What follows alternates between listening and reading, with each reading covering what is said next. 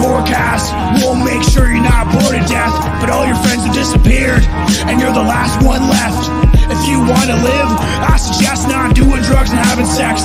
Run through the forest grasping for breath, as you're chased by a maniac wearing a mask of flesh, tripping over dead friends. This isn't over until you get revenge. Final girls try to survive in a violent world. It's eye for an eye. Hide behind doors, lying underneath beds, trying to bide your time and find your strength, and figure out how much time it takes to escape before it's too late, or come face to face with a grim fate. Welcome to Class Horrorcast. Let's see how long you last as you torture to death. So come join your host Darren and Tomcat as we bring you a podcast that will leave you laughing in a body bag or a bloodbath. Welcome to Class Horrorcast. Let's see how long you last.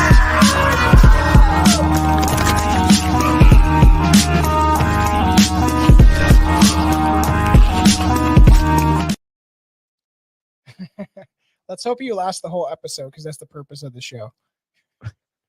Welcome, everybody. We finally made it. We are here. Yeah, this is the finale. It doesn't feel like it, but like this is like the big one. I think this is the one that I don't know about you, but I've been most looking forward to. Yeah, me too, man. I really enjoyed watching the movie. So me and Bilbo Baggins over at Strange Brew, we did Richard Ramirez, and then after that it was like pretty late. I don't know, like 11:30, 12, like midnight, and then I watched it while I was already buzzed, and it's just like really enjoying myself. I've probably seen it. I think out of next to Jay and Silent Bob, it's kind of tied of how many times I've watched that movie. Yeah, that's movie, probably. Yeah, that's definitely probably my one. That's in my like. I would say if you were to give me a choice, you know, I don't know why you would ever be given this choice, but you're on a desert island, you can only watch one movie over and over again. That would definitely be in the running for me. I think that might be my top one. Yeah, no, I agree. But it's if I wanted to just be happy, it would be Jay and Silent Bob. If no one's ever seen that movie got me through a breakup when I was 14. I just like lay on the couch, and I used to watch it like almost like every day for a week. I was like, this is funny. Why did she break up with me? You know, you're like a child. Do you know what I done that with? Not necessarily getting over a breakup, but watching it literally every night going to bed, and it's such a bizarre. I don't even know why this happened. Pulp Fiction. Really? I watched that movie every night for probably a year and a half, every single night. This is a tasty burger.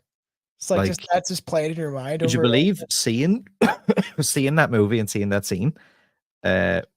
I didn't like hamburgers or any form of cheeseburger or anything. Really? And then I saw that movie and I was like super young, and like we were in the States, I think that summer, and I was like, let me try a cheeseburger. Does Ireland not have cheeseburgers? We do, but like I was one of those kids that was like the fucking chicken nugget boy. That's so all I wanted all the time, just like live on chicken nuggets. Man. It's such a big thing in Canada. What, eating burgers? Yeah, eating burgers. Look at all of us. We're all fat and decrepit. So yeah, we're finally here. It's the big showdown, Freddy versus Jason, a movie that many thought, I suppose, would never happen. And it did. And I think looking back on it, I'm actually surprised that we didn't see any more. I know. It's disappointing. For 2003, this movie made a fucking colossal amount of money. How much did it make? Worldwide, just at the box office, excluding any of the DVD sales or anything, it made 120 million. It's pretty good. And then the DVD for 2003, that would have been like really good. And then like supposedly the DVD sales were like astronomical. I couldn't get a definite number, but like they're saying it was like that times 2. Are we allowed to play like the clip of them on stage like they're boxing? Because everything's copyright nowadays. Disappointing. I seem to be getting copyright strikes on absolutely everything now. It's crazy. We're even, didn't you say there was one from my show or something like that of playing, which is crazy.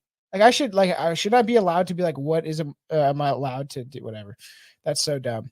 But it just makes me think of like the Rocky scene. I was like, it's the final countdown. and then just like Freddy and Jason are just running up the stairs trying to get ready for their marathon. If anybody's wondering on the audio side, we are both dressed up. I am the man, the myth, the legend, Jason Voorhees. You know what's funny? I was gonna do it. You don't like skits on your show, but I was gonna do like, Jason, and you finally get to hear his voice. Oh God, yeah, go for it.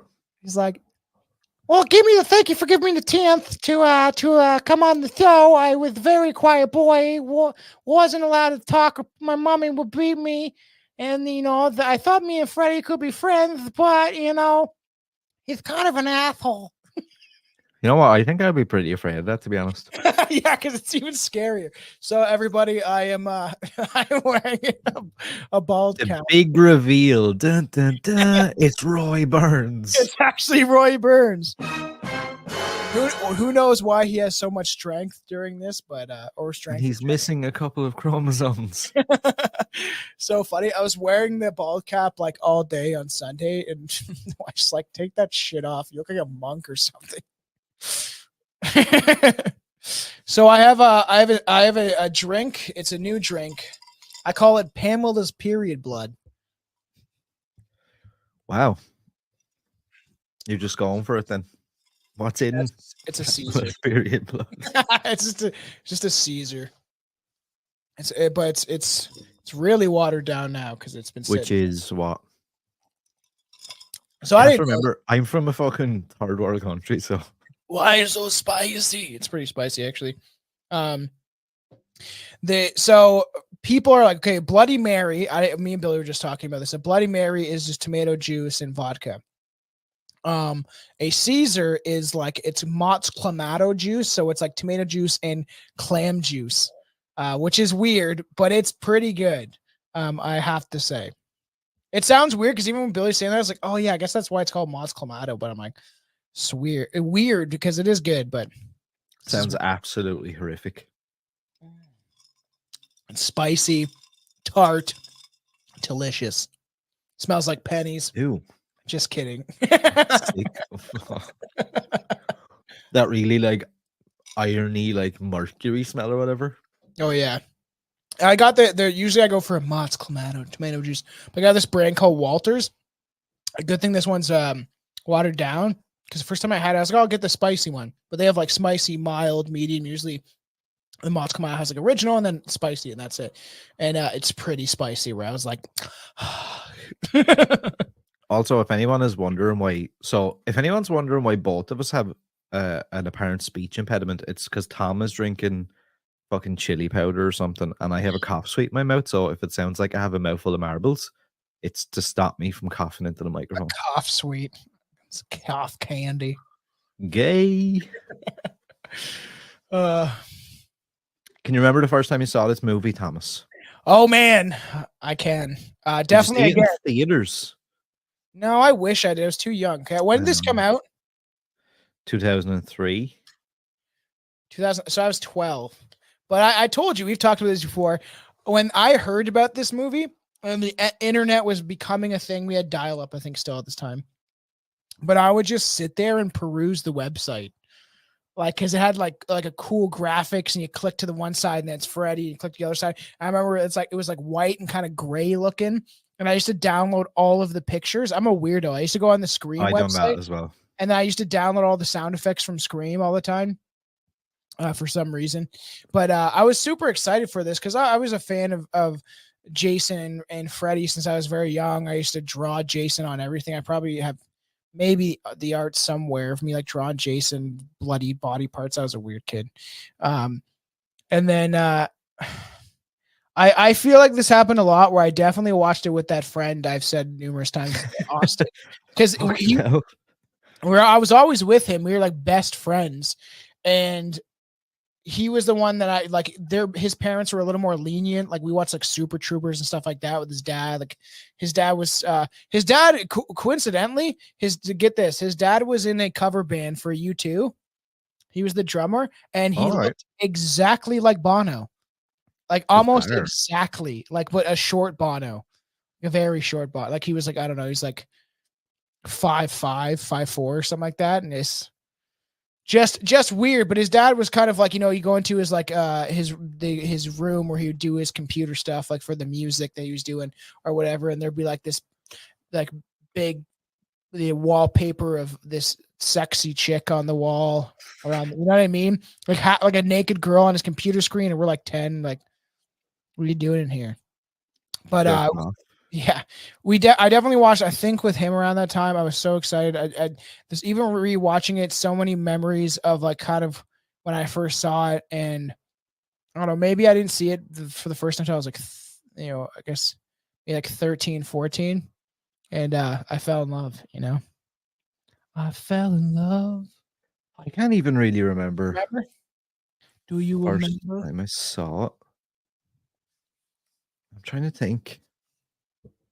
Fun fact, actually, as of recording this, it is to break the fourth wall a bit. It's September 10th, I think, 2024.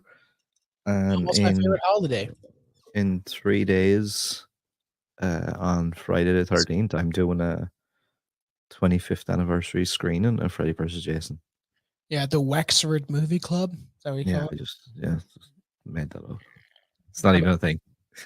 Yeah, we'll make it a thing. I'm jealous, man. I would love to do that. You know how much fun that would be if I could just go there. I'd just dress know. up. We would just both dress up, and we do like a panel probably at the end. And maybe one day we can get there. It's crazy that we developed this friendship when you are across the world, because if you were around me or I was around you, there would definitely be these opportunities to go to bars and stuff and probably do some sort of show like that. I'm jealous. I would love to do something like that. That's the dream. Yeah, to do panels. That's literally the dream, I think. Keep supporting the show, everybody. Tell your friends, tell your grandma, tell your sweet old Aunt Betsy. I don't know. Just like tell everybody. That's the word of mouth is the best way to get the shows out. And like, subscribe, and support. It's I tried to use that Wayback Machine thing to get the old website, but it's not working. Really? Yeah, it's not working properly. It's going to take like an eternity, I think, to load. Weird. Because it keeps redirecting to the Warner Brothers website. They have like a weird thing that they've like, but I'll try to find it. So let's get into some of the stats, I guess, while you're having a look for that. So release date August 15, 2003, directed by Ronny Yu, who, in my opinion, he's done other things, but in my opinion, was best known for directing Bride of Chucky. Oh yeah. Which I also love.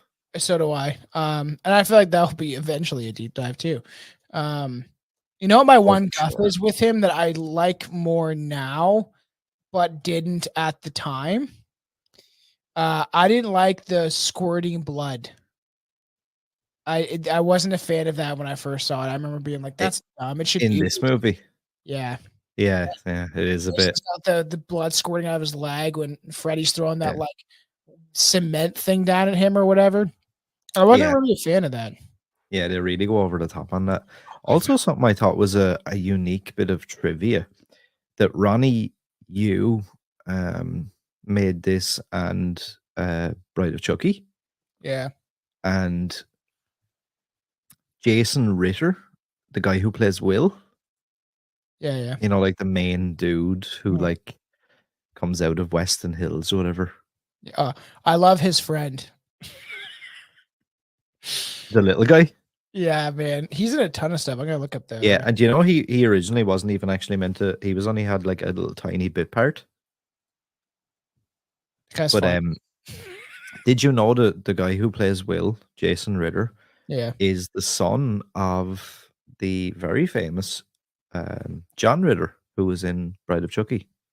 Oh, weird. That's kind of cool. Yeah. Yeah, that one. I'm trying to find out where that one guy was actually from, where I knew him from. The friend that like farts. I did write that down. I have a ton of notes of my thoughts, but that fart scene is me. I because that's why I remember watching with my friend Austin, because we're like little kids, right? And when he's like, ooh, ah, and he like farts, and the guys like they have to. Oh yeah, he pulls his ass out on the fucking the window. Me and my buddy, we're 13, probably. I think we're 13, 14, and we're like, I think it's so funny. You know what I mean? Yeah. It's like it's dumb. It is like that seems like some of the funniest shit. Oh, he's in Leprechaun Origins. I don't remember. Huh. Oh, Ginger Snaps 2. Maybe that's where I know him from. He's been in The Last of Us. Ginger Snaps 2. I'm talking about that Brandon Fletcher guy, the Yeah, little yeah, friend. yeah. He was in The Last of Us as well. You know what? You know what? It's off topic, but man, Ginger Snaps got me when I was a kid. That movie freaked me out. Yeah, likewise. That one guy, Jocelyn Morrow, that guy's in ton of stuff. Obviously, most well known for Scary Movie. Where he's got the micro penis. That's like the worst thing to be. This is like a disability, man. That's like the worst thing to be famous. We definitely need to do a like horror comedy episode, even just to start that avenue, and then like eventually we can cover certain things. But man, there's actually some pretty good horror comedies out there, man. It's like a disability, man. So it was made on a budget of $30 million. Now that's excluding, I think they spent $7 million over the course of like 15 years getting all those different script ideas. Mm-hmm. And then obviously there was a lot of other money pumped into marketing and different things. Opening weekend, it done 36.4 million in the United States. And it stayed at box office #1, I think, for 2.5 weeks, which is kind of unheard of in a way for a horror movie. Well, it was fun, and like you know what, you're gonna like see it now. I'm like popping my collar and pimp Jason. Nice. To get into sexy Jason. Oh, nice. I gotta put off fucking YouTube. Spread chest hair. Yeah, budget of 30 million. Yeah. Worldwide gross of 116.6 million. Runtime 97 minutes, which I think works perfect. Yeah. An R rating for pervasive, strong horror, violence, gore, sexuality, drug use, and bad language. That nudity, man. I can say I did own this on DVD as a young boy, and there was a lot of pausing going on during that shower scene and the begin. What's that scene? She's on like the dock. At the start, and she goes like, yeah, and like shakes her shoulders. Oh man, that did not favor well with me as a little boy trying to keep it in. The actress Catherine Isabel, who plays the chick you're talking about in the shower. Yeah. So right, I was always like, oh my god, she's in Ginger Snaps. Wow, she's so hot. Her big titties. Wow, amazing. Fun fact is, she actually fell out with the director because he was insistent that she had a nude scene, and she was like, "No, I signed the contract on the basis that they didn't have to do nudity." And he was like, "No, you have to do it. You have to do it." And she was like, "No." So eventually they compromised. That's a body double. That's not her. Of course. Yeah. Wow. Well, you could do that, right? Just pretend, right? It just ruined my whole thing. I was like, damn, I know, that's disappointing. Because that chick definitely had fake tits. And for people like, especially women that listen to this, you don't understand what horror movie does for men a lot of times, of like how it like changes your perception of things. And it's usually for a lot of guys, it's usually the first time that dudes do see like boobs and stuff is like movies, you know what I mean? So and it awakens something inside you, this animalistic behavior. Well, I suppose we're doing a little bit of a Wayback Machine, at least in our time. Now, like, there's kids probably looking at like double penetration, like gangbang things and all on their phone. That's so it's like sad to me though, like to have a little bit whatever, and like, you know, I remember like dial up and having it like go slowly, and you're like, oh dude, man. I swear to God, right? If I had grown up in like the age of the internet now, I probably would have been some weird little cretin. I know. Well, you wonder why. You wonder why they're like putting cat boxes in schools and stuff. Like I'm trying to look up this thing on Wayback Machine, and all it's giving me is these pictures from the site, which it does bring back a lot of memories. I'll bring it up for everybody. I kept calling the Wayback Machine, but Billy's like, it's just the Wayback Machine. I was like, no, we're going way back. So this definitely gives me like, I'm surprised, like why aren't we allowed to access these old sites? You know what I mean? Like it would be so cool. Like this definitely, I remember the AOL, man. AOL Online. So weird, dude. Come talk with us in our perverted chat rooms in AOL, because that's what it was a lot of the times. These do bring me back though. that gray, that whole Yeah. like, dark gray that it kind of had going on. Yeah, it's sad though. You can't. I try to find it, but you can't. Same. Disappointing. But that was like I was just obsessed with this site. I couldn't tell you how many times I like looked at it. Like I couldn't tell you. It's so dumb. I was like that with lots of shit though. It's just fucking sad how I didn't end up in a padded room somewhere. I know. Ugh. Okay, so for people who might not know or have never seen this movie, just give a rundown of the plot. So, Have you not Freddy seen it? vs. Jason is the ultimate showdown between two iconic horror villains, Freddy Krueger from A Nightmare on Elm Street and Jason Voorhees from the Friday the 13th series. Freddy, weakened and nearly forgotten by the people of Springwood, revives Jason from hell to kill and instill fear back into the town. However, as Jason continues his rampage, Freddy realizes that Jason is uncontrollable, leading to a massive showdown between the two titans of terror. Yeah, I that just think beginning that's scene is so good. perfect. I love Freddy's it. monologue. I can't come back if nobody is afraid. Like it's so good. And like the that was a good way to bring in the film. And then obviously I wish I was this age or like, 16, 17, 18 at the time when it was coming out where I could go see it in theaters. I'm sure the crowd was like clapping and like and it shows his teeth and his teeth are all gnarly and like sharp, which you didn't really see in other movies, like in this visceral look to him. And so good, man. I'm gonna try to find this website. I swear to God. They originally, I think the idea was to not have Freddy like barely talk at all. That would be dumb. Yeah. And I still seen people who were involved in like, different drafts of the script and stuff, and they were like, oh, I think it was a bad way to open the movie by having him talk. He talked for like 5 minutes straight and it kind of ruined the illusion.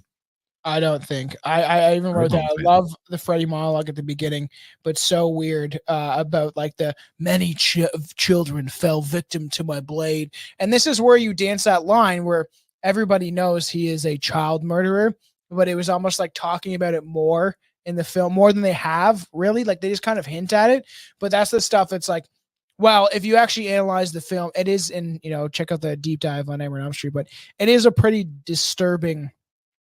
He's one of the more disturbing killers, and how he's almost looked upon as comical, but he's literally a child killing molester creep. You know what I mean? There was a lot of like weird drafts of the script and like ideas on how to. I think the biggest point of contention, a lot of people thought that the biggest point of contention was who was going to win, Freddy or Jason. Oh yeah. But supposedly the biggest problem that all the different screenwriters and people who were coming up with ideas was, how do we merge the two worlds together and make it somewhat believable within like the confines of horror? And like some of the other ones that I had seen, like the ideas, it was like one was supposed to be that Jason was molested by Freddy as a kid. What? That's so bizarre, man. That like, either Jason was an Elm Street kid or that Freddy was a camp counselor and was molesting kids at Crystal Lake. Another one I think was that who would molest Freddy raped Pamela Voorhees. Oh, yeah. And then that's so that she had that like freaky child. So technically Freddy would have been his dad. That is so weird. That's so weird. Try to bring that together. Check this out. This is pretty cool. I just like this poster. It looks cool. The Friday 13th. That's cool. That's a cool different. I was just like flipping through some of the images. Such a classic. So many good things about this film. I don't think we'll ever get a movie, in my opinion, like this huge ever again. No. Like for horror. To bring two characters like that together. I don't know if we'll ever see that again. I know there's been talks of doing Chucky versus Megan, or Chucky and Megan in a movie together. Could be interesting. I think like the idea of bringing the Evil Dead into it, you could do something, but they got to get it out that the what's that called? The it's kind of singing limbo with the Friday 13th because of I think it's Victor Miller, the one that's causing the problems. I can't remember. I don't think it was Sean Cunningham. I can't remember. At this point now, it's just like somebody fucking just do something, will you please? Or die, man. One of them die. Yeah, That sounds so bad, but I'm like, realistically, kill them. like let this franchise go. As long as it's done right. That's what always disappoints me. The other side of that is though, Blumhouse takes a hold of it. I'm coming for them. You know what I mean? It's like if you're gonna do what you did to my boy Michael. I think Blumhouse are actually after getting their hands on the Blair Witch Project license now. God. So you know the way we should do Halloween Ends commentary. Maybe we can try to fit it in this year. If we do it right after Halloween. I don't know if you've seen a while ago. I think it was on like Empire and a couple of other like really big publications where the 3 actors from the Blair Witch Project came out and said about the fact that like they never got residuals, they never got anything. Their likenesses have been used for the last 20 something years, like, and they got nothing on the back end. They don't get checks, they don't get royalties, they don't get anything. That's bullshit. And they were like, we feel like that, you know, we were part of one of the biggest horror films ever, and like to not have anything off the back of that, and the fact that yeah, and so now it's all coming to light, and the fact that for years they couldn't get roles because they were told to kind of lean into the whole like lore of like being dead and it all being real. Wow. And I think they all felt like that if they spoke up against the studios, they would get completely blackballed altogether. And like only now, obviously, all these years later, they've come out with it. But I seen that one of them posted something on Instagram like 2 or 3 days ago, and they were like, "Thanks to the fans and all the support, we finally got what we wanted. We have a meeting scheduled with the heads of Lionsgate to talk about what's going to happen with like what's been done to us and the future of the Blair Witch Project." And also big thanks to, and we can't wait to have this meeting. And then they tagged Jason Blum. Do it right, man, because you're. So is he getting in the middle of this now as well, which is another franchise? Like we said, I used to be all like for Blumhouse because they were pushing. They had the money behind them, and they were pushing a lot of horror into the mainstream. But after what they did to Halloween, when I did like the first one, and then it just gradually got worse. I could have written a better script. Do I have the time to do that? No. But if I was given the money to, there's so many avenues that they could have taken, and it's just disappointing. And I don't try to change staples of like the horror genre, right? And morph them into something that is either progressive or whatever they want to do with it, because it's not going to work. Look what you did to The Exorcist. I haven't even watched it and I've heard how bad it is, but I do think that we should do a commentary on it because I want to rip it apart. I want to see it the first time with you for fun. Yeah. There's a few times I'm like, I was going to watch it and I was like, no, leave it. Yeah. Wait for the episode. So it would be fun. Let's get some taglines out of the way. See what you rate some of these out of. Okay. Oh God. Some of these are fucking awful. Okay, we have the slicer, the dicer, and this time they're not any nicer. That is just that's pretty dumb. I don't know if I like that. We are laughing. Freddy versus Jason, place your bets. Wasn't that in one of the trailers? Did they have that chick saying that? Yeah, I don't mind that, I guess. Some of this other shit is A Nightmare on Elm Street meets Friday the 13th. Terrible. A Fright Till the Death. No. Winner Kills All. It's not terrible. Evil Will Battle Evil. That's just it's lacking. Even a Killer Has Something to Fear. God, man, some of these I'm like, you couldn't do any better than this. When the son of 100 maniacs battles an unstoppable killing machine, none will survive. I don't mind that, actually. Yeah, that's okay. 1, 2, Freddy's coming for you. 3, 4, Jason's at your door. That's my favorite. Really? I guess it's like ridiculous. That's funny. I don't know what I would pick there. No, I feel like something like Even a Killer Has Something to Fear is like the generic shit that they would put on Yeah. DVDs. evil will battle evil. Yeah. A Nightmare on Elm Street meets Friday 13th. It's like, yeah, no shit. That's what the whole movie's about. That's just to like slap it up on the fucking thing. Um, Do but you yeah, have like any of the like art from like around the world? I can try to. no, actually, I don't think I pulled posters. Okay, I'll try to do that. There's very little in this movie that doesn't work for me, at least. Yeah.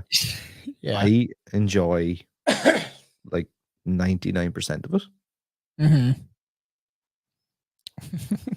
Um, Do you want to see at least this one? sure.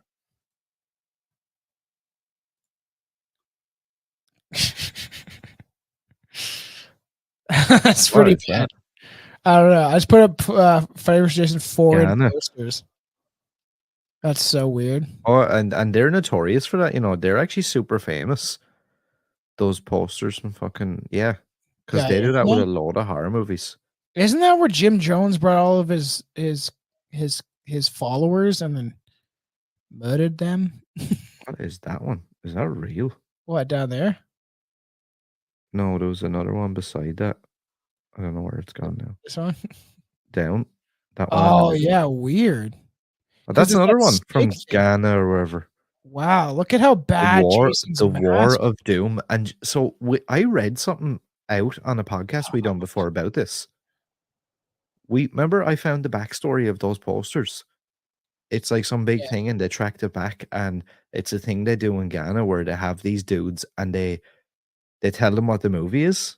They show them some stills of the characters and then they ask them to interpret their own movie posters. It's Look, there's more. I They're know. terrible. They're awful. So Like, bad, man. And I just feel like these guys are probably like in some sort of sweatshop making these. Go faster! I don't know where that is. I thought they were Asian. They probably, I don't know what Guyana is.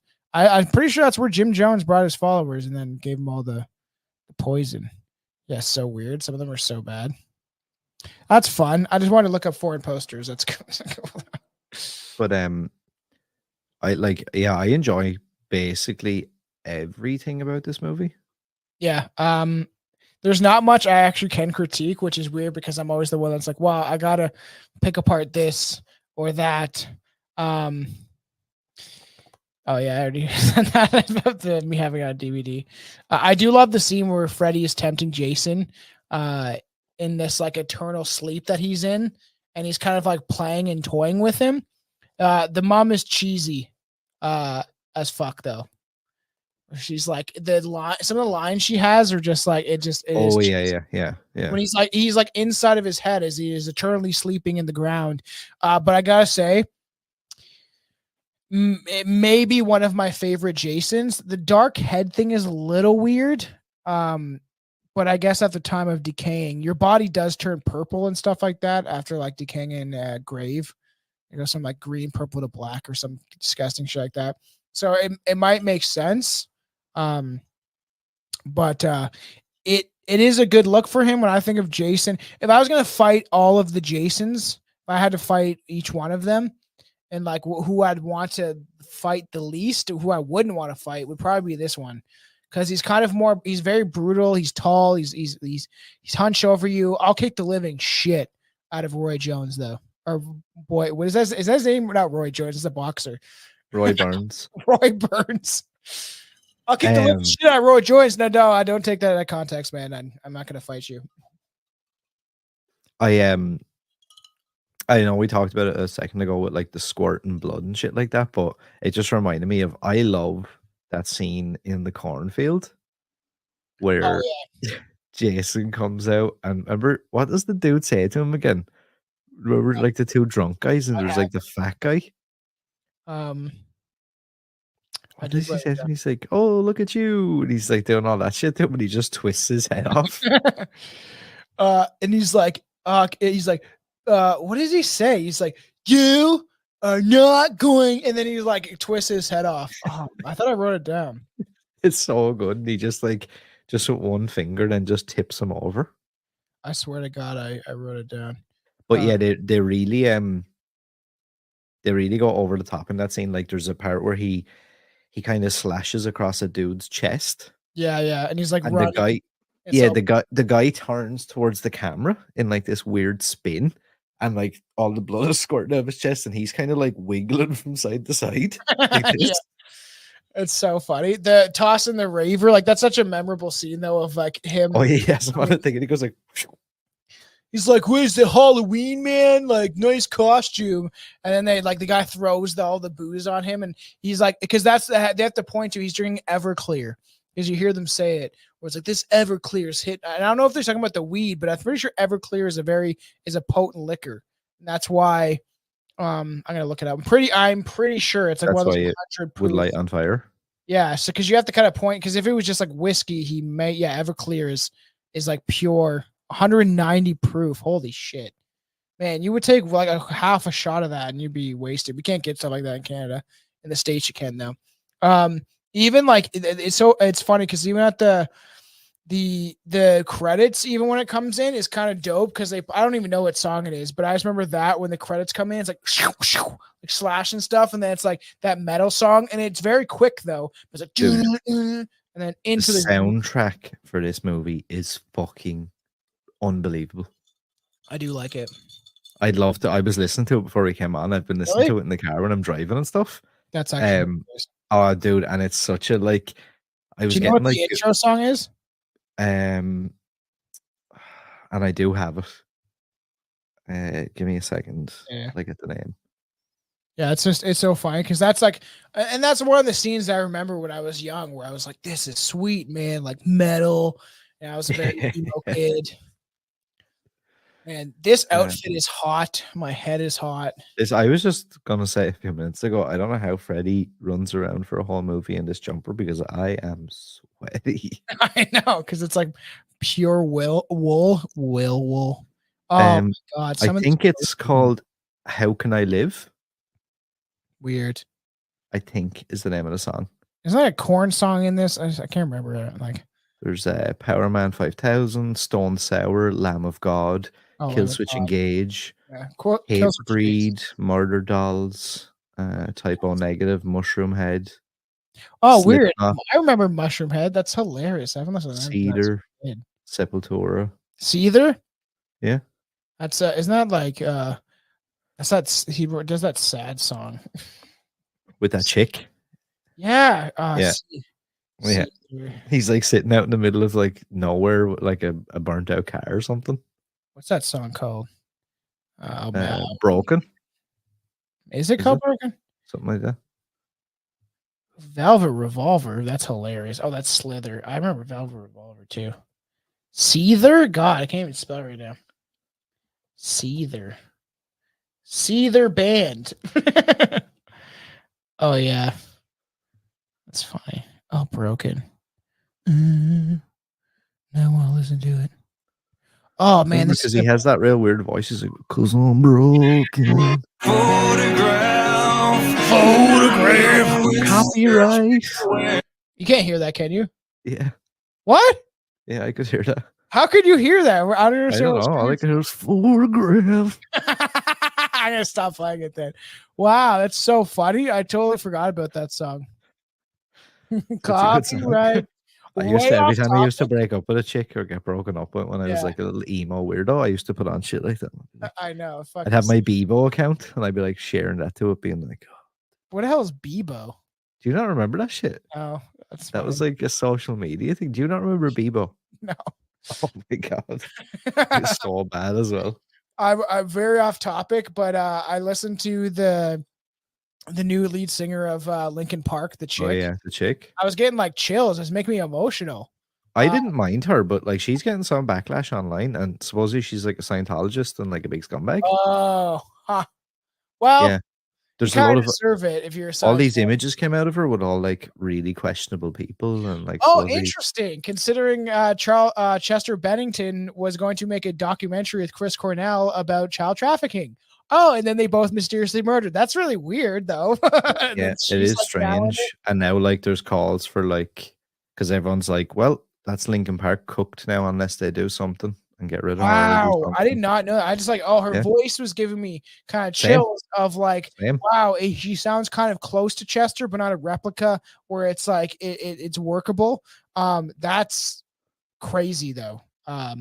Well, Hollywood is never changing, or the music industry is always owned by pretty sick Wait, people. do you remember that bit? Actually, I forgot about that bit there where the dude Yeah. is like feeling her up, Mm-hmm. and he gets Especially the molesting scene. the Another guff. Click that picture of her with the baseball cap on. I'm sorry for all the women out there. I don't like when women wear baseball caps. It is a guff I have. I don't like it. You can call me sexist or whatever. I don't think that women should wear baseball caps. It doesn't flatter your face or so if she came up to you, then you'd be like, nah, sorry. Why I is she? Wow, I didn't realize she's literally wearing it with every outfit for the know. entire movie.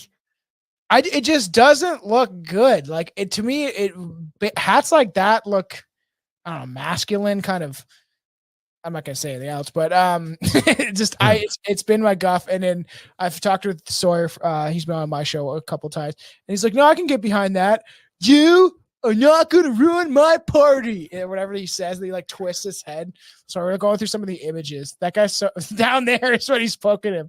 Do you see him when he's like, "Yeah," like typical like down there? You see his Yeah, face. because and doesn't that little chubby guy, isn't he saying something like he's calling him some sort of a hillbilly or something?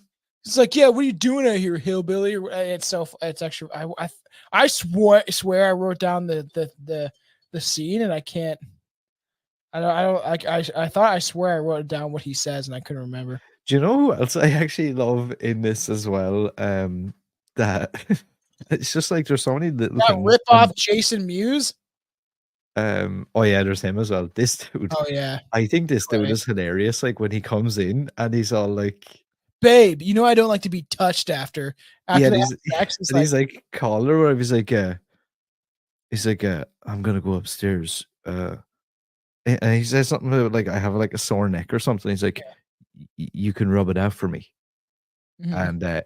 And he walks away, and she's just sitting there. And he's like, "Babe, don't make me ask you twice." I know, I know, and that like kind of douchebag. It is funny. I think it's hilarious when he gets folded into the bed.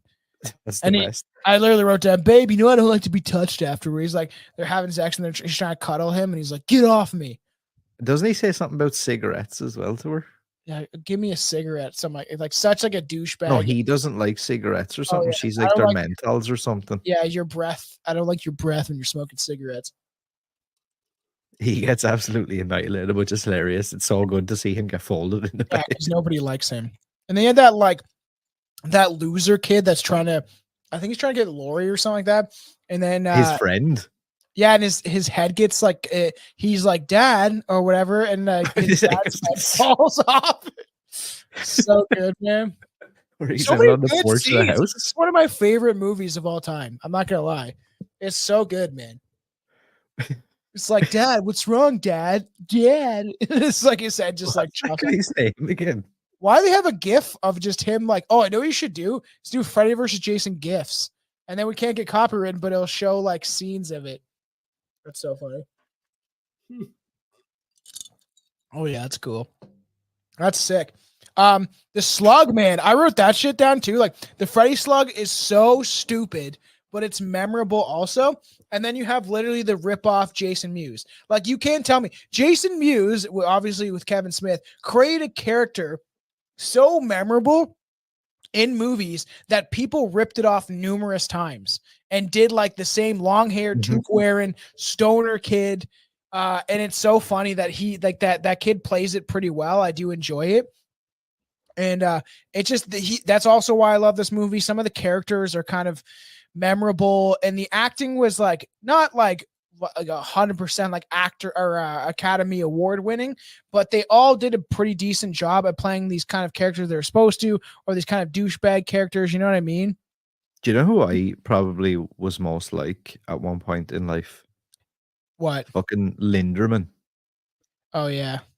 You know, He has a the sad kind of death, man. yeah, poor Linderman. He becomes kind of like a hero. Dude, the guy's name in the thing, the ripoff of Jason Mewes is Bill, like Silent Bob, Bill Bob, and it is definitely like they did that definitely on purpose. Yo, we should try to get him on the show. He can't be that famous. He hasn't done that many things. But The you Stoner remember, guy. I was actually talking to him a couple of years ago. really? Yeah, but I never, He's in Halloween Resurrection. it never came to fruition. He hasn't There's done another many scene I things. love. Oh yeah, I was gonna bring that up too. Watching her bounce off of that Kelly, fucking what Rowanson, whatever the hell her name is, Kelly Rowland. Roland, yeah. She bothered me all throughout the movie. Shut the fuck up, bitch. Okay, stop being mean to the nerd. Yeah. Nobody likes Remember eventually he gets pissed off at her and he's like, what's he the say? makeup weighing down your head. Oh yeah. Like It's so that. cringy though. I'm like, oh god, that was probably some of the dorky shit I would have said to somebody. Yeah, I wasn't a fan of like, but she's the one of the characters that you want to see get murdered. Not gonna lie. Do you know what I was surprised as well? What? Didn't she use the F word?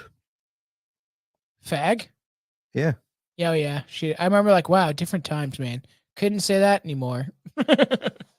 Bundle of sticks, so dumb. There's another good scene where he regrows his arms and then he does the jerk off thing too. That is fun. Oh yeah, weird. I totally forgot. Almost like when I was a kid, I thought he was like going like the, and like blowing off your nails type of shit. But now that I realize what it is, and there's a lot of things that are so memorable about this movie, about the color changes, especially throughout the battle. And like, yeah, it goes from like green to like red. It was clever on the directors if it was his ideas to kind of have these color changes, especially through the dream sequence when they're having the battle and they're inside of Jason's head. It must be because he's like knocked out. So Freddy has the opportunity to kind of calm him down. You know what I mean? Just kind of bring him back to level because he's been acting a fool, taking all of Freddy's kills, right? So Freddy kind of gets pissed. You know what I mean? So that was some of the reason I think why they pulled Ronny Yu to do this movie, because of his visual style, because of the way he had shot the likes of Bride of Chucky and stuff. And he used what they call Chinese color symbolism in the film. So blue for Jason, which is in Chinese folklore or whatever, is the color of death and sadness, and red for Freddy, which is the color of anger and blood. That's pretty interesting, actually. Yeah. I know we always do this, but I'd be pretty excited to talk about the Child's Play franchise, especially when we get Seed of Chucky. Man, I remember I was young when I watched that. It was so bizarre. Glenda, they call him retard and stuff throughout the whole thing. It's like so weird, man. Not for me. It's such a weird turn, man. But like, you run out of ideas. Now look at Chucky, right? It's just so bizarre. But it is funny. There's so many like the one scene that I remember that did get me. I did write down the movie is nothing but memorable scenes. There's so many. The little girl without her eyes when Laurie started to have like these visions and stuff like that like creeped me out. I remember as a kid. Do you know? Are you talking about the scene? She's like in the police station. Oh yeah. I thought you were talking about the bit. I was trying to get the image, but I can't find it. Where they all sit up. And they're all in the hospital. They're all pointing. Yeah. And they all have the shit on their eyes. Oh, yeah. That's creepy too. There is like scenes like that. Really creepy. But the one chick, she's like, what's wrong with you? And then she's like, where are all his victims? Or whatever she says. Also, there's that Kelly Rowland scene where she's like, got your nose. Oh, yeah. Freaky. What are they getting done? Why do they have shit over their eyes? I don't know. That shit used to freak me out, though. I know. I'm not a fan of hospitals. No, same. I know. I've seen some weird stuff in hospitals, like people freaking out, and There's another really good scene, actually. Do you remember the counselor dead? Well, that's very good. I do like that. I had to put that censored bar in there, actually. I love the sheriff cop, the deputy. He's the deputy. Yeah, I love that scene. So see where they're sitting around the table? Yeah. Do you remember they're all talking, and Laurie, who's like the main chick with the big titties? Yeah, she's I actually have her pulled up on screen right now. She is there's something about your camera, it says. Oh, give me a second. What's it doing that? But I don't know if you remember this. She is I think she's sitting off in the background on like the couch. Hmm. I remember they're like saying something about like maybe you need to sacrifice or something like that. And do you remember they all start looking at each other and smiling? They're like, who can we get? And remember her boyfriend, that creepy dude there on the right hand side? The He nerd? turns around with the creepiest, no, not the nerd, the other guy, Will. Oh yeah. And he turns around with like the creepiest smile and he's like, let's tie the bitch up. And they all get up like as if they're going to tie Laurie up. Oh And then yeah. she's having a dream, remember? Yeah, that's a pretty trippy scene. That's funny. I always thought that was a really like weird scene. Well, maybe because he knows that she's a virgin, I guess. I don't know. Yeah, because they mention something about that and they're kind of like making fun of her and him and Kelly Rowland's character are kind of flirting. Yeah, sacrifice the virgin, man. It's kind of funny. There's so many like I could go from start to finish and like find so many parts of this movie that I love. I know. And it, like the scene of, well, I'll get that's more towards the end, so maybe we'll get to that. But you know, when they're like trying to like drug up Jason and like give him the hypnosil, Yeah. and it's just like so bizarre. Yeah, when they're trying to steal the hypnosil, and then the fart always made me laugh. I wrote down. It's so weird. It's so fucking. It's just so random. It is very random. And he's like, "Ooh, like that." I guarantee me and my friend played that scene back like fucking 10 times. We did the same thing. I told you about the Leprechaun Back to the Hood where he does the baseball batting. For some reason, the drive-by baseball batting. For some reason, I thought that shit was the funniest thing in the world. All my friends like laughing their asses off. So dumb. But there is like certain scenes where like even when the guy dies, the fart boy, and he's like, That's another good scene. Yeah, it's a good because he sees his brother that probably they believe was murdered by Freddy, and and he's like he's after Freddy gets him to kill himself, slashing his wrists, you know? Yeah, because that would be the concept is Freddy is getting him to like essentially unalive himself, which is wild, right? That if he has that and that that pull of people to kind of convince them to do that stuff with inside their dreams, which that's why Freddy is such a dangerous villain, that he can get inside your head. And that scene was pretty messed up. And he's like, I always got chills. Even though some people might think it's cheesy, but when he's like, wake me up, and he's like looking up towards the camera. Yeah. So freaky. And they're just sitting there, and then he starts catching on fire. It's a really, I actually really like that scene. And I remember when he's like, and it's the things are crawling up his leg and stuff, and he's like freaking out, and he's like looking up, and he's like, wake me up. That always gave me chills. Yeah, and they do a POV where like you see what he's seeing and what he's going through, but then it shows like from outside the window looking in. Yeah. Oh, and he's like walking around and stuff. Yeah, it's such a weird concept. It's almost There's like a strange photo I found of. Do you know who that guy is down in the bottom right hand corner? That's what's his name? Nardwar or whatever. Nardwar. Yeah, weird, man. I just randomly found that photo. Nardwar is still doing stuff, man. I know, yeah. Canadian boy, man. Yep. Very well respected in the hip hop community. I know. And how you find stuff about people, it's so strange. Maybe I'll get interviewed by Nardwar one day when like, why is your song so offensive? he's a weird dude. That's so funny. And he developed a character for MTV, and then he's still doing it to this day, probably getting paid from it. And then he gets like viral clips on TikTok and stuff. So weird.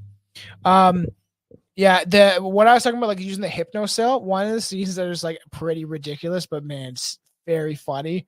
Just that they had this in there. Remember when Jason flies out of the van when they like? Yeah. It's so dumb. He like goes, and he's like, you see him literally like, if you see, because they have to try to add it in, but they could have just like cut to something else or whatever. But how they do it is like they crash or whatever. And as they're like flipping, it tosses him, but you see him like where he goes out the door. And that like still where you're like, you go out the door, it's still for like a half a second, and then he flies the one way. and you just see his body up, and then it flies. It's so dumb, man.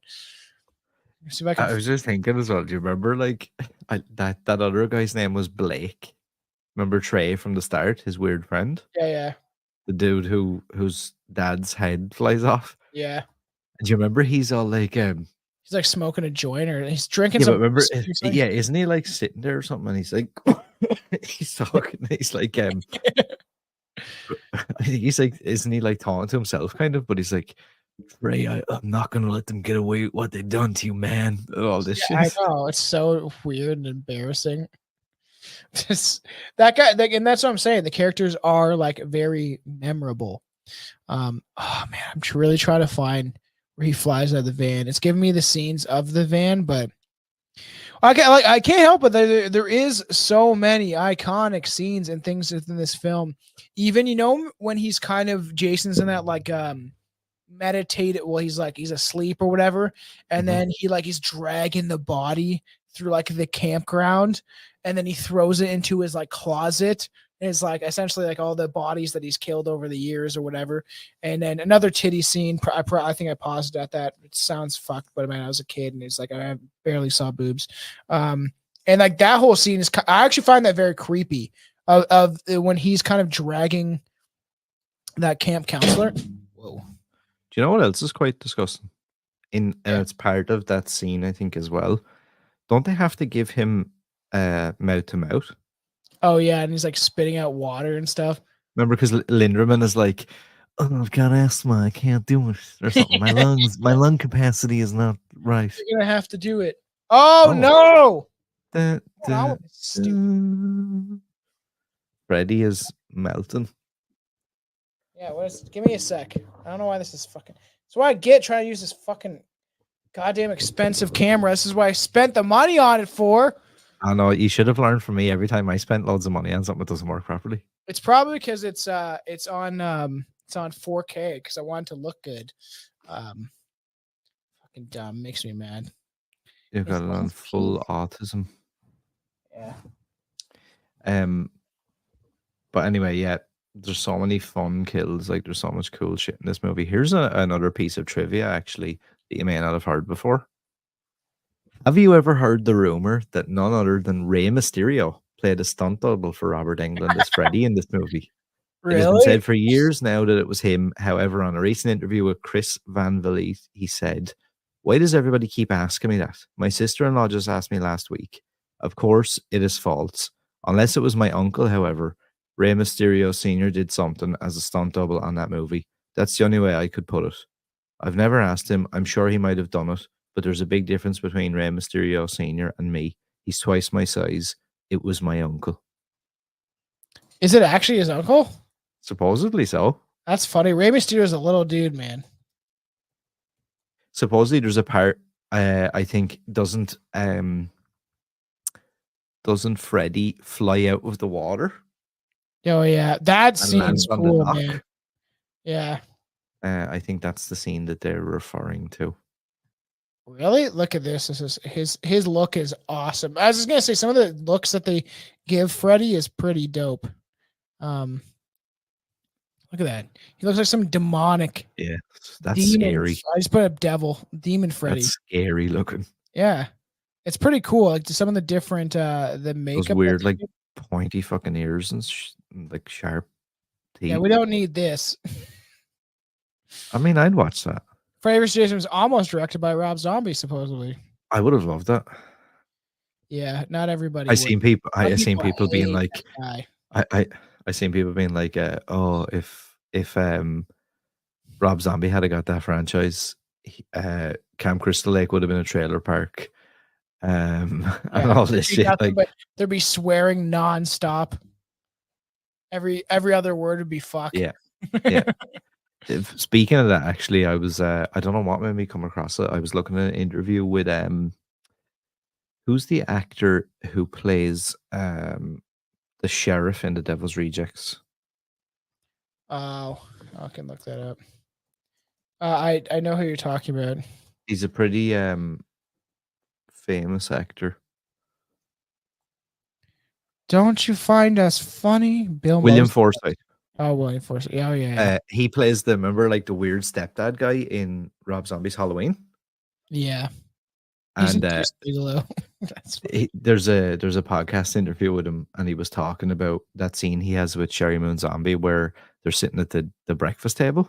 Yeah. Remember the kids are getting up for school and stuff at the very start of the movie, and he's like, Rob told me not to tell Sherry what I was going to say, Yeah. Keep and going. I need to just improvise something like and be as much of a scumbag as I can. And he says, I think it's just such a good line because he's sitting there and she says, I can't remember what she says to him. And he's like, bitch, if you don't shut the fuck up, I'm going to come over there and I'm going to skull fuck the shit out of you. Okay, so I got some more trivia here. James Wan was originally going to direct this film, but was already committed to directing Saw and was too busy with other film projects. During test and advanced screenings, the ending was not added to the film. Instead, the following text appeared. On August 15th, 2003, see the final 60 seconds to see who had survived and what is left of them. This is direct reference to the tagline from the original Texas Chainsaw Massacre, Yeah, of course. which is also who will survive and what will be left of them. That's kind of a unique way of doing this for the test screenings.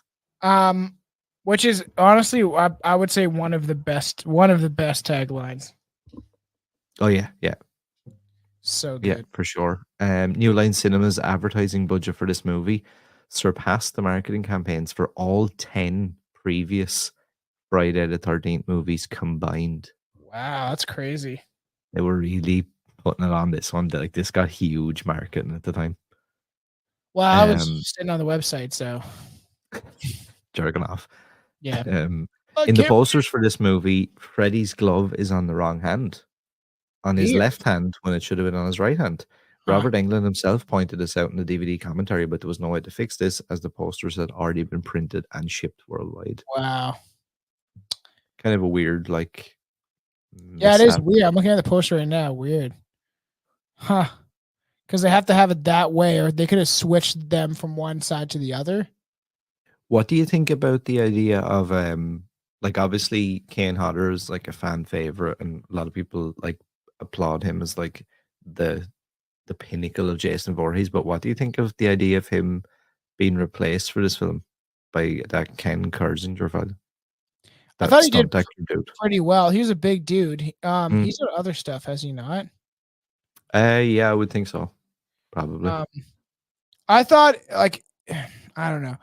Kane Hodder would have been good. I think almost like maybe he should have been Jason, but Kane Hodder's also kind of he's not super tall, and I do think the idea of like having a towering Jason over Freddy, because Freddy's like such a small guy, I do think that it says Rey Mysterio in the IMDb. Like if you look up cast, it says Rey Mysterio jumper. Yeah, supposedly it's that thing where he jumps on the dock. Yeah, so weird. And he's like, no, that wasn't me. I swear to God. I don't know. Robert Shea was the principal. Fuck Robert Shea. I don't know why I got beef with him. He just looks like a weirdo. He does actually look like a weirdo. So weird. Yeah, and it's just I'm just trying to look through, see if I could find more of the stuff with this. Yeah, plays Jason, but I thought he did a pretty good job. It's a very memorable Jason, the weird little eye that you always see. And then we talked about like how well the movie done worldwide and stuff. Can you guess what outside of obviously the States or whatever, North America, can you guess where the next biggest market for this movie was? Japan. How did you know that? I don't know. I just Japanese people for some reason love like horror and dark shit, and like I have a horror Japanese game called The Night Shift or whatever. It's so weird, but I played it all the way through, and I forgot to record it. I want to play it again and then put it on Patreon because it's weird. You're like you go to like this kind of like a shop and you're like ordering coffee, and then it just gets weirder as it goes, and it's like this thing follows you, and this weird Asian guy talks. They're like super into horror stuff, man. It's bizarre.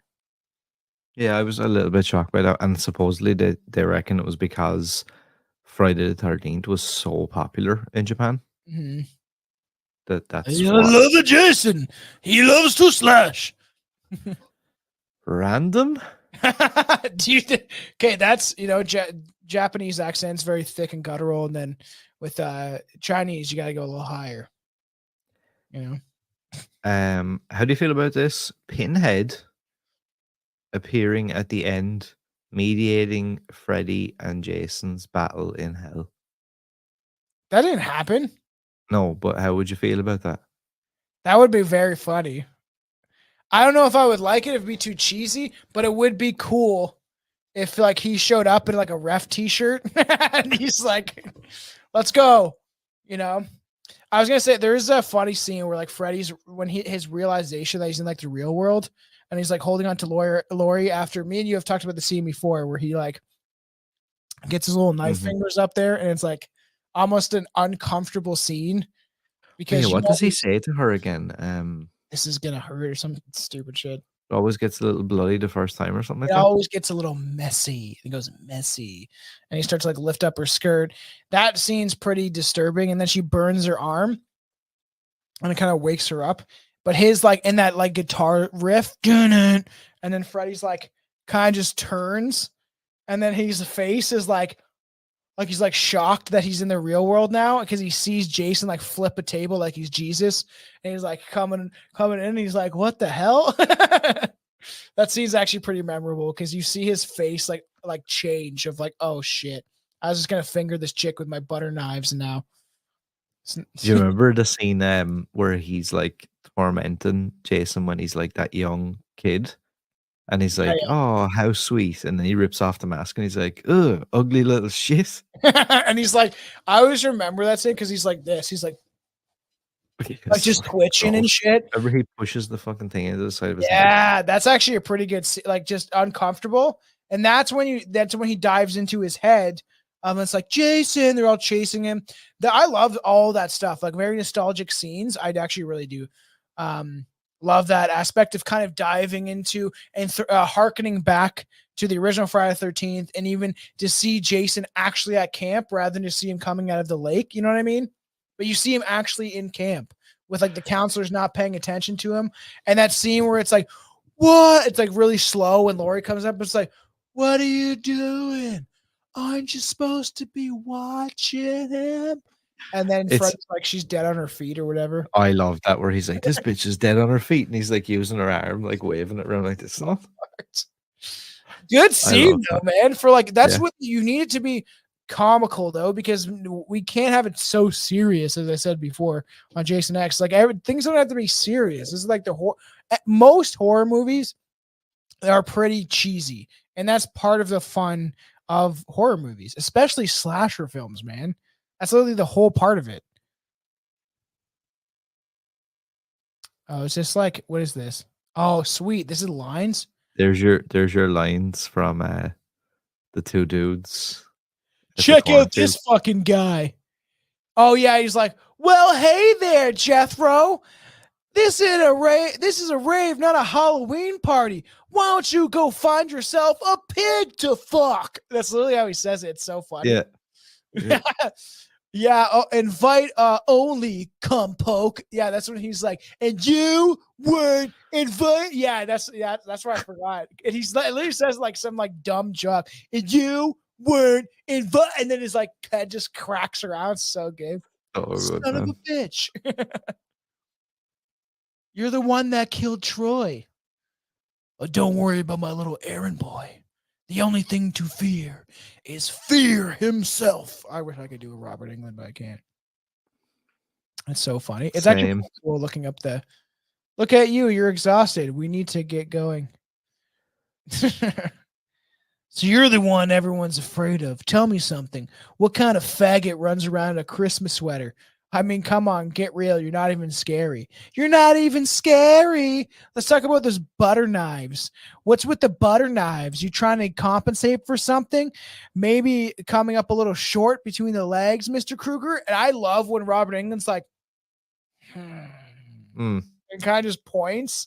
It's so good. And then Jason just fucking tomahawks or like whacks her so fucking hard. I love that even more though, that he doesn't like cut her in half. He like blasts her across the fucking So good. I will never forget Freddy's going when he's like kind of like watching her and then he's like so funny, so good. Penny for your thoughts, Chief. That's when he sticks the blade in his head. Penny for your It's thoughts. so weird. Like, That's it. You mean you're not coming? That's what she says. it's not my fault this bitch is dead on her feet. Starfishing it.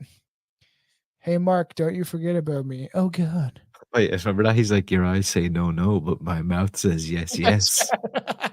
And it's bringing it back to like the OG Nightmare on Elm Street where he's like licking Nancy with the phone and stuff. So weird. I've always had a thing for whores that live in this house. I love Freddy, man. He's just so ridiculous. Welcome to my world, bitch. I should warn you, princess. The first time gets a little messy. That's the one. So funny. What a classic film, man. And then I gotta say, I love the ending when she's like, welcome to my world, bitch. And she fucking cuts his head off. That scene's sick, dude. And like, I love that whole, like them, like everything's getting lit on fire. This whole battle breaks out. Like even the overall battle, like this could have been way worse. And I'm very glad that they did do it, especially the Asian fellow, Ronnie or whatever. He did it justice of the direction, and whoever cut it, whoever did the editing, I think did a good job. So like, Yeah. the fight scene was memorable. It was classic, and it was gory and violent. And almost like I wrote down that it was like, I thought it was funny. And I remember watching it because this is a movie that I watched like I wish I did it this time. But when I had it on DVD, I watched all of the special features, all the commentary stuff, all of that stuff, right? And I feel like I remember what's his name, Ronny Chung, whatever his name is. Ronny Yu. Yeah, I'm just being really racist. Rude. Yeah, the Bugs Bunny type Elmer Fudd shit. I remember him commenting on that's kind of what he was going for a little bit. Something along those lines of like, Bugs Bunny versus Elmer Fudd, how there's this kind of like comical back and forth of each one trying to get each other. And that's kind of what the fight scene was like, but in like a horror movie. Do you know what as well, right? For as ridiculous as it is, I actually, and like I do find I will critique things quite a bit and like look for kind of cringe. And Yeah. like there's lots of cringe in this movie, don't get me wrong. But like even in the fight scene where like Freddy's doing all that weird like luchador like kung fu shit and all, he's like jumping up and kneeing him in the head. Oh like, yeah. roundhouse kicking him all. I'm like, I don't know, there's part of my brain that's like so dumb. What is this? Like Freddy's doing roundhouse kicks. And I'm like, for some reason, this just works in this world. I know. And I know. Cause like it shouldn't, but it does. Or when he's like, he has that cement mixer, whatever that thing is. And he's like hit like where Jason, he's being smart because realistically you're having to think. That's why I'm like impressed by this movie, that if it was in the hands of somebody else, it could have been way worse. God knows what the hell we could have gotten. That's why I'm like, I'm not going to critique it. Like, could have been better, because I really did enjoy it. But Freddy has to be strategical against Jason, because Jason's just a dumb. He's a Riri. He's a killing machine, right? That's all he knows. It's all he's ever going to be. So Freddy's got the smarts on him. So he's like trying to do things like where he chops that thing off. And then you have all of the, it's like to build concrete. That like rebar shit. Yeah. And then it comes down, starts spiking him. And then he's like, okay, I'm going to cut this off. And then he ends up, it's his own folly, right? Because it ends up tying him up. And then he's like, oh no. There's one bit actually that I find, and it makes me kind of cringe every time, and I don't mind the end part of it, but as it's happening, I'm like, You remember the bit where he goes behind all the gas canisters? He's like, man the torpedoes. And now I don't mind that, right? The next bit is what I don't like, is when it shows it's a side shot of Jason walking like this, kind of dodging it, and like all the oaks are going like, yeah, and he's going like, and it just looks terrible. And then when it cuts back when he gets hit by one of them, it looks fine again. But that scene, for some reason, I was like, why does that look like really bad, like superimposed? Weird. I didn't even notice that. The part of me likes it, but doesn't. Some of the goofiness, like I don't know how else you could have done this without it being Yeah. without it being kind of goofy. Because I'm trying to think of like another way it could have been done, where their battle was just them just tearing each other apart. But you have to have those little things where he gets hit by one of those compressed air fucking bottles, and then he's like, it hits him in the stomach and he flies away. And but it's, I don't know, we have to realize that, like, especially with these movies, they're supposed to be kind of comical, man. Like that, it's especially Freddy Krueger, man, and Jason, but especially Freddy. He's not a very serious character, especially after what was done to him after the first one. The first one always freaked me out, was scary. And then you got the gayest Nightmare on Elm Street ever, the second one, and then it just gets weirder from there. I still love them all. If you guys have not listened to the huge deep dive we did on it, definitely check it out. But I don't know, man. It's crazy because of all the films we've covered, this is the one where I can't really critique much because I actually absolutely do love it, and I have nothing but good memories. That's a big, people are probably gonna, when they hear this, go, "Oh, fuck's sake, dick riding." But like, I literally cannot fault this movie. I love this movie so I much. know. Everything about it is like, I know it's ridiculous. That's the thing. I understand I that. know. That's like, I feel like this is like the epitome of exactly what I want. I know. I want to just not have to care. It's just fun from start to finish. I'm so jealous that you're doing that movie club thing, dude. I'd love to be there. I would just get ripped out of my mind and have a bunch of drinks and just have a ball with it. Cause that's such a cool thing you're able to do, man. Cause I would love to see this like on a big screen, like with fucking friends, homies, all that stuff. That's, you see, yeah, you see, And you can it's not promote the that. same for Yeah. me, because like, let's say if you were here, I'd be able to have drinks, probably be able to do like some sort of a talk and things Yeah, like yeah. that. Whereas now it just feels very like I kind of just go there, set the thing up, and then wait for it to be over. Yeah. How many do That's, you have many people? Because you got a bunch of people for The Exorcist, right? yeah, well, it's like it seats 110, I think, in Yeah. total. So it's normally like anywhere from like 50 to 80 people. That's still cool, man. But like it's just not as fun, Shout this obviously, when episode out too, man. Fucking, crazy. Like I said, worst comes to worst, if we have to do it sometime, just bring me on stage and put a webcam so I can see all the people in the audience. that'd be so It'd good. be so funny. That'd be so good, actually. Have So your head up on the I'll screen. just be absurd like I usually am. Let's see. I did have some more trivia here. Do you want to take some of these? Some of the early scripts had abandoned concepts, including Freddy peeing on the Holy Grail. Wow, we had that dog scene in what was that? Part 4 or whatever. A boxing scene in a hockey scene. Oh, Canadian, eh? That would be, I don't know, man. The boxing scene, I feel like because they're already playing around with that comical type aspect of it, it would have been funny. Freddy getting beamed by a satellite ray into the sun? That's fucking weird. Freddy needing to collect 13 dream demons to reinstate his powers. Alice, Jacob, and Tommy would be main characters. That's kind of fun.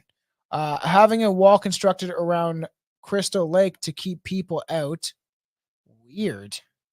Camp Crystal Lake would have been torn down at the end. What do they mean torn down? What do they mean the wall? Do you know what they mean by that? There would have been a wall constructed around Crystal Lake. Oh, to keep people out. Yeah, and then at the end of the movie, Crystal Lake would have been completely destroyed, and it would have been like no more, basically.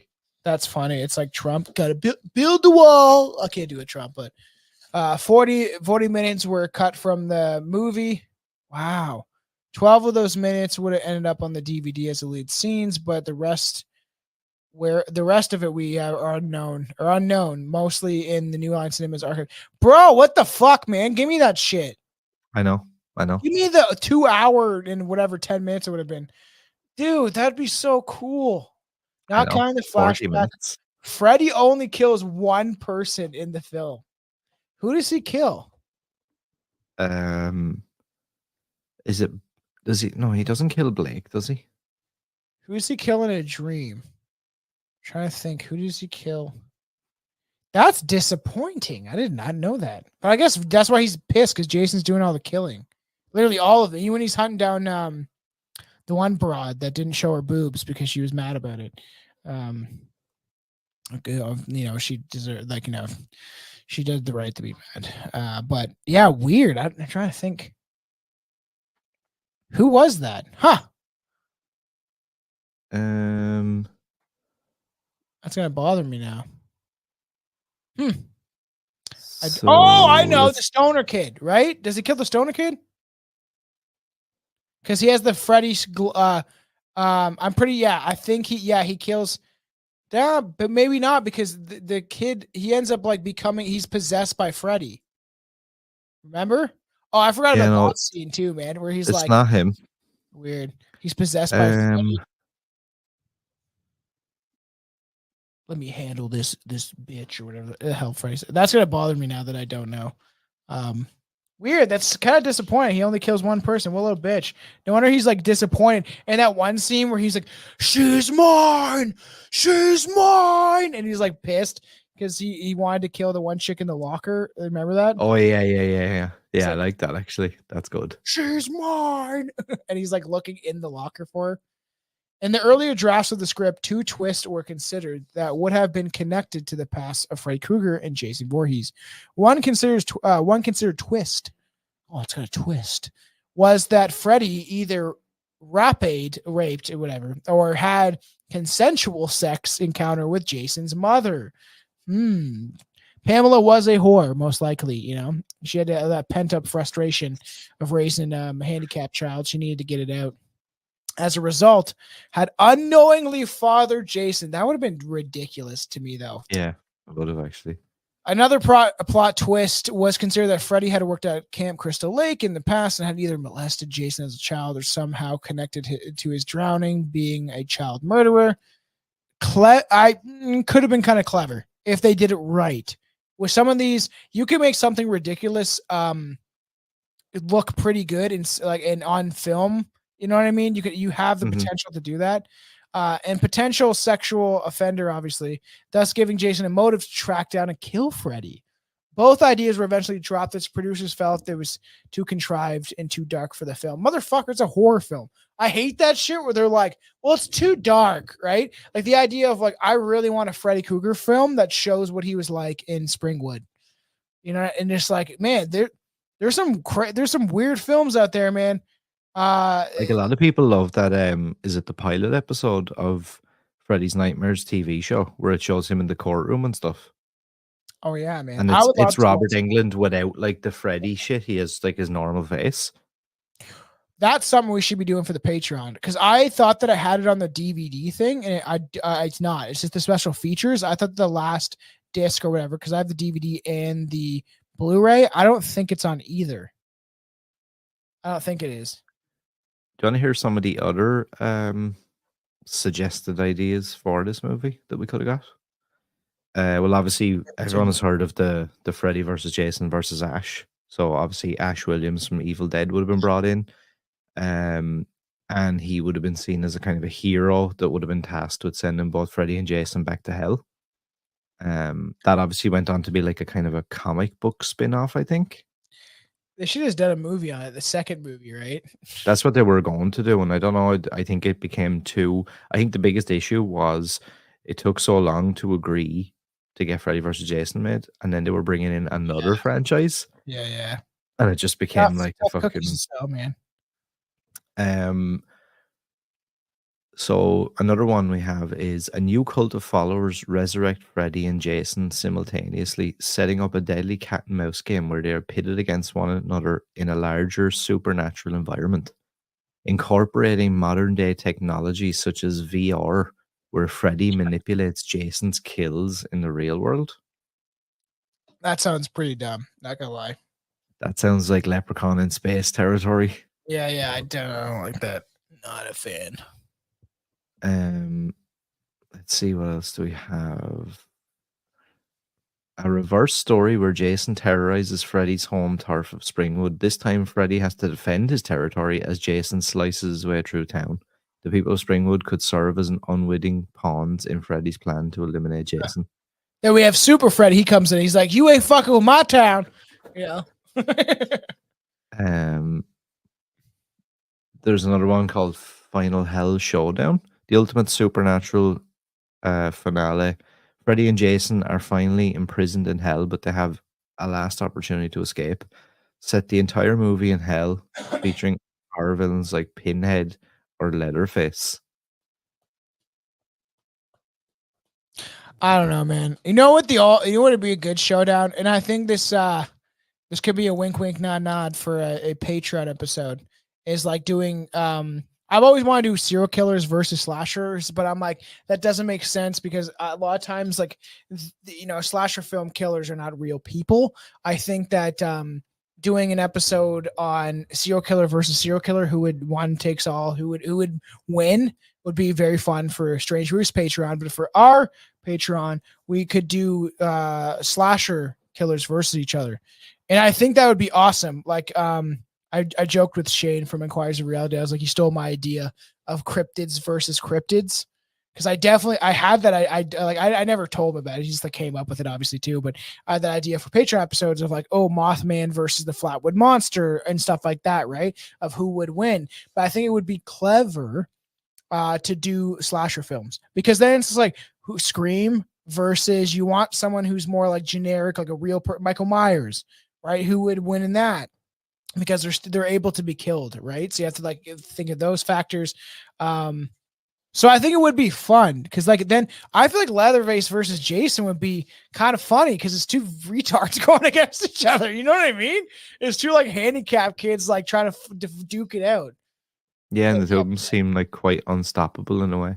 And both of them, right? So like, but Leatherface is like still human, right? So it is so that's kind of a wink, wink, nod, nod. Also, I was gonna look up behind the scenes too. Who the hell's that bald fuck in the background of Freddy? It must be one of the stunt doubles or something, is it? Weird, probably. Or is it the guy who played Jason? No. Oh yeah, it might be. He looks very young in that. Weird. I'm not sure 100% what he looks like. You see the raver on a wire there about to get fucked across the cornfield. Oh yeah. Oh, that's in that he spears that dude. So funny. And he tosses it. I actually wrote that down. That he like tosses him to the abyss. He literally flies over the cornfield. Or in the top left-hand corner, we have Jason looking like Roy Burns. Yeah. Oh yeah. With the cowl on him or whatever. Oh, that's so funny. And I don't know why, but that middle photo of Freddy with the Jason mask over his face, I don't know, that gives me like huge, like, I don't know, I feel like I'm looking back in time. Yeah, I know. Yeah, me too. Because I feel like they were showing clips of that stuff. Yeah, for sure. Oh, here we go. I was gonna look up. Keep going. I was gonna try to bring up the weigh-in. So funny. I wish we could play this. We'll get. I know. Yeah, I know. Well, copyright. Yeah, this was obviously Robert Englund's last time as Freddy Krueger. I brought that up just so people could at least see on the YouTube. If you haven't, this is bloody disgusting. That's funny. We unearthed never seen footage from the Las Vegas Freddy versus Jason weigh-in. Oh, that's so disappointing, man. And it's so funny that this is in Las Vegas where they would have like boxing matches and stuff, and to have them. And I had fucking Michael Buffer who announces the boxing. He's in the background there. If you look at the guy in the white tuxedo, yeah, in the left hand corner, that's Michael Buffer. Is that the dude that does the UFC? No, that's his cousin, Bruce Buffer. Really? Of course. Yeah. That's so funny. Conor McGregor. Yeah, I heard Sugar Shane O'Malley's fight, man. I fucking kind of want to watch that one, but I don't know. Yeah, he's fighting. Is it this weekend? Yeah, I won't have time. I have stuff going on. They're doing that thing, the Las Vegas Sphere or whatever. Yeah, the wife's like, it's too late, man. It's like 1 a.m. by the time they start fighting, and you're like sleeping. She slept. The one with Sean. What? Dude, here it's like if I stay up and watch them, because I used to stay up and watch every UFC card. Yeah. And it wouldn't finish till 7:30 a.m. That's so crazy. You literally have to take a nap, man, before you. Dude, I used to want to die. Afterwards, so I'd be all like depressed and I'll have like anxiety. Some of these pictures are so funny though. The weigh-in is hilarious that they did that. I think that's so funny that they like. It's just, man, so cool. Cool marketing gimmick. I know. Probably got a shit ton of people talking about it, because even if people were saying like, "Oh, this is so dumb," everyone was probably talking about it. Look how tall he is compared to him. That's why they chose that. Yeah, and it does look good, I have to say. Yeah, it looks awesome, man. That it does look good. and I'm trying to like pull back shit. You should put that shit up on Instagram and TikTok. I don't think you'll get flagged for that on those, even if you just do like a minute clip of them being weighed in, because that's fun. Because that's such a fun, like, it's so I just find I find YouTube, let's support Rumble, everybody. Everybody listens to this, support Rumble. Class Horrorcast is on there, Strange Brew Podcast is on there. It is a great platform, and it allows the ability for people, especially like who knows if they get flagged eventually, but like that allows more opportunity for people to show things and clips of things, where YouTube has gone full blown like communist on that stuff, where they're like, don't show 2 minutes. And it's like, I think it should be allowed, like 3, 4, even 5 minutes should be allowed.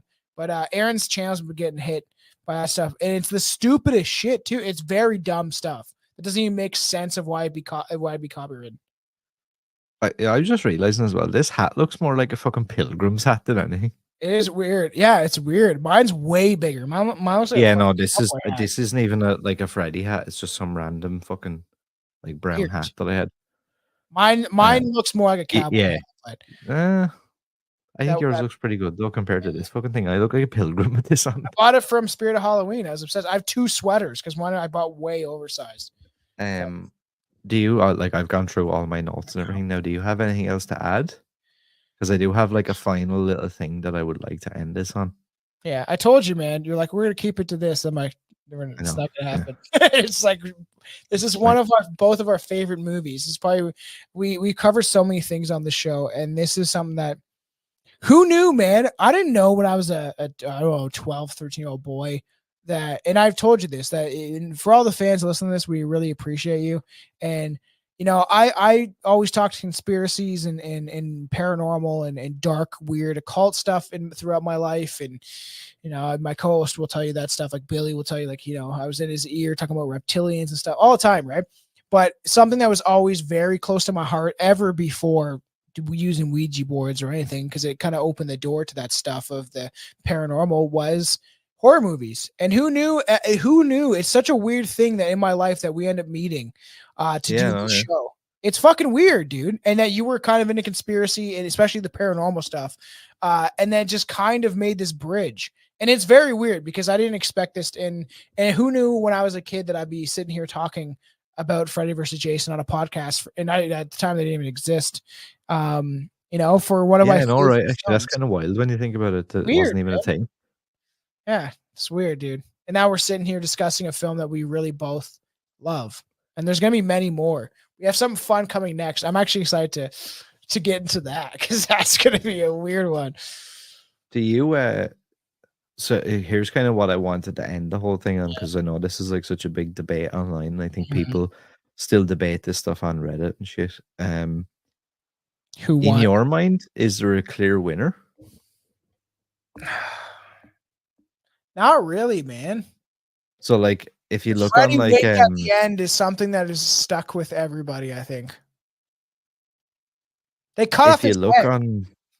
Yeah, like if you look on some of the stuff, it has, now obviously I know that anybody can edit things like that, but it had Jason listed as alive and Freddy listed as deceased. Because his head is cut off. How do you come back from that? Right? If they would have cut off Jason's head, which I'm surprised through all the franchise, like they have to keep him going, but through all the franchise, it's like they didn't think once to like saw his head off, even when Tommy Jarvis is at his grave. Cut off his head, bro. Why you try to shove a spear into his gut? Like, so it's sad, but I think Jason won. But Jason, for some reason, is able to like withstand so much torture. But the thing, if they cut off his head, it would be over. Because Jason can't come back from that. He's not like this mythical creature like Freddy is, like this.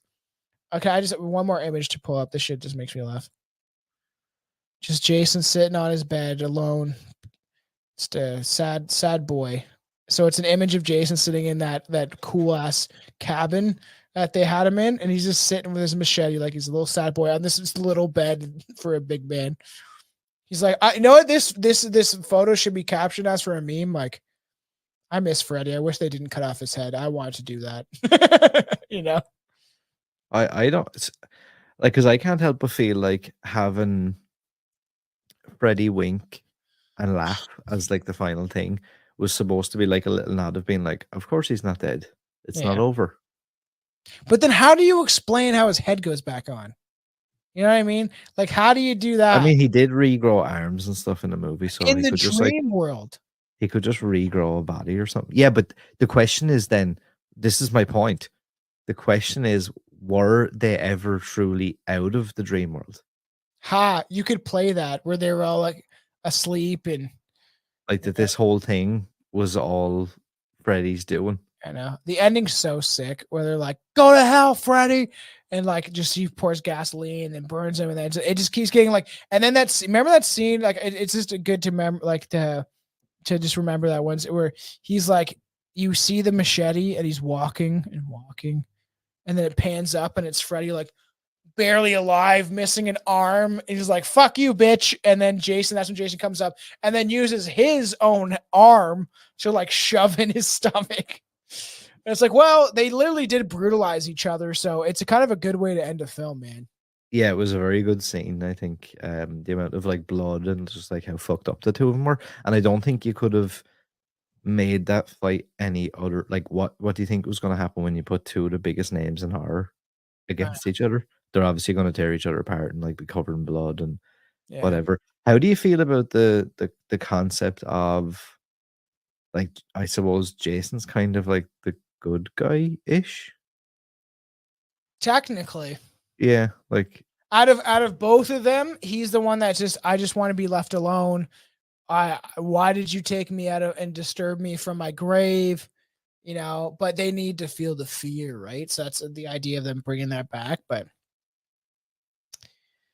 I don't. It is an interesting concept, and everybody, man, we're it's time, man. We're gearing up for Halloween, man. It is that time. I'm very excited. Make sure to this movie so fucking much. I know. I love this movie. It's one of my favorite. 10 out of 10, man. 10 machetes and butter knife fingers. I'm genuinely going to give this a 10 out of 10, which is very, very, very rare. I don't think we've ever given a movie a 10 out of 10. It's never happened. It was some of the screams were like, like an 8.59, but 10 out of 10, one of my favorite films ever. I waited a long time for it. I was a giddy little boy for this movie. But we're ramping up for the Halloween season. I'm very excited. We're gonna start doing some stuff at Strange Brew. More you would say real, but it's not real. We have some haunting cases coming. I'm pretty excited. There's an episode me and Aaron are going to do next week, the time prior this comes out and stuff, about a haunting that has to do with the Conjuring film that at some point me and Aaron will cover. Maybe we'll harken back to the episode we're about to do. But there's now look at the guy, Jerry Only from The Misfits. They do actually. But I'm very excited because I love Halloween. I love this season, and I want to make sure that we do a lot of fun content for both of our shows. And then we're gonna have our own Halloween special. I've already decided I'm gonna buy. I already picked out the mask I want from Spirit of Halloween. I'm gonna buy with my other costume. I was almost gave it away, and.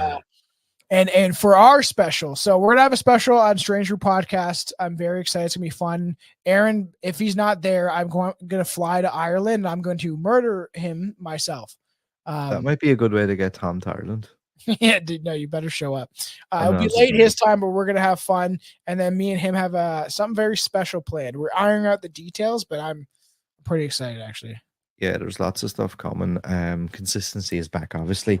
I had fun doing this. This is one of those movies I could probably sit here and talk for hours and hours and hours. That's why you're like an hour 15. I was like, bullshit. That's not gonna happen, man. In my head, I was like, let's try and keep it to that so we're not like, overdoing it or whatever. But it's very hard, like especially with something like this to like you just have so much love for it. It's just a fun. This in my mind is like the pinnacle of horror.